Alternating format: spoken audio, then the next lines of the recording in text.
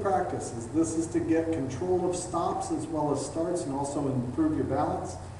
You pick a wall. You can actually look here at the computer. And as you do, you're going to take, actually I'm going to start from 1/4 from here. I'm going to look this direction and I'm going to bring my feet together. I want to start with my head, follow it with my body, rotation of body. So I look, I rotate, I bring my feet together. Now I'm going to do 1/4. And so now I'm going to look behind me. So I'm going to take, it starts the same way. I bring my feet together and rotate another 1/4. So it will look like this. Actually, I messed that one up. I looked in the mirror instead. So I look behind me and I come to a stop. Then I try 3/4. So I'm going to do the same thing. I'm going to rotate 3/4. Every time I start a rotation, I do the same start. I'm going to allow my foot to fall underneath me as I begin my rotation. I don't want to put my foot there and then put a rotation. I want to rotate my body and allow my foot to land where it's going to land. Now I'm going to do a full rotation and come back to the beginning. By maintaining 1/2 of doing a spin is stopping. And so that's what this does, is it trains you to put enough momentum into your spins to be able to stop. You can spin as many times as you want. Each time you do this, you practice another 1/4 as you become comfortable with that particular stop. So like right now I just did a full spin. I'll do a spin and a 1/4. Whoops. I'll do a spin and a 1/4. You got to remember where you're at. And then after you've done it one direction, you do it the other direction. So you take a step. Well, actually, you're going to prepare to take a step. I'm going to look in the direction of my turn, and I'm going to rotate, bringing my feet together. My next one will be bring myself around a 1/4 or a 1/2, bring myself around to 3/4, and bring myself all the way around. Helps if you do it. All the way around one whole full turn. If you notice, I'm staying right in the same spot relative in the room. The way that I'm doing that is I have a choice. I can either send my body weight this way, then rotate, or I can just eliminate the first part of that and rotate where I'm at. It's a choice of yours.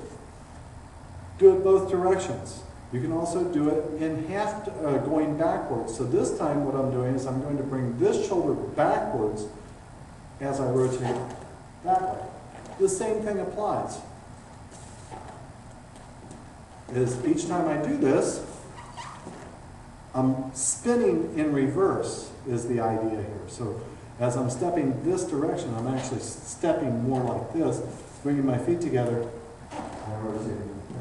You want to do it on both sides. The reason why is a follower is always going to rotate. And they rotate in both directions, and they never, or actually all 4 directions, and they never know which direction they're going to be rotating. So it's good to know them all. Another exercise in rotating is I pick a line on the floor or pick a line on the spot on the wall.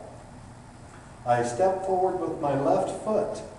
I now imagine, well first I imagine that my body is separated in the center. Okay, so it's been cut in half this direction. I take the left side and I bring it forward. I'm going to put my hand out like this. I take the right hand, I close it to the left hand as I do 1/4. I transfer my weight, and as I do, I open my left hand from my right, and I open 3/4, so that I'm taking another step in the same direction. So I do it again. I close my right to my left, open my left, so that I'm in the direction of my turn. I do that both directions. I take the step with my right foot. As I do, I close my left to my right. Correct. And then I open up my right from my left and close to my right. Open. And what you're doing with that particular practice is you're teaching yourself how to do this.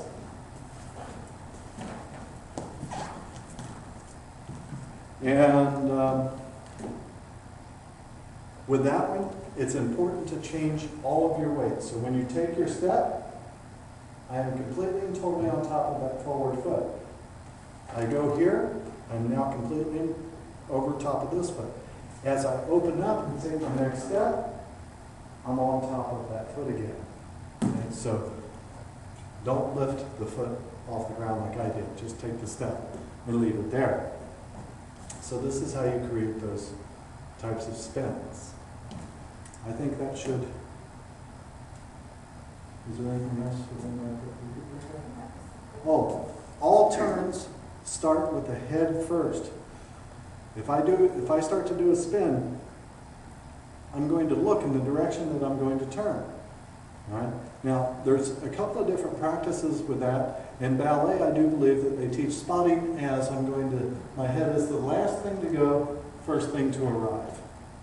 That's also a good habit to get into, because what will happen is your body will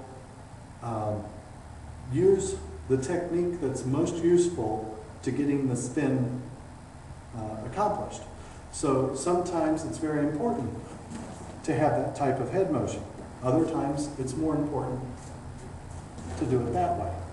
And your body will use which one it needs in order to get the job done. Big trick of following is getting your brain out of the way, or in other words, your thoughts out of the way, and allow your body to do what it would naturally do in that situation if you were someplace off the dance floor.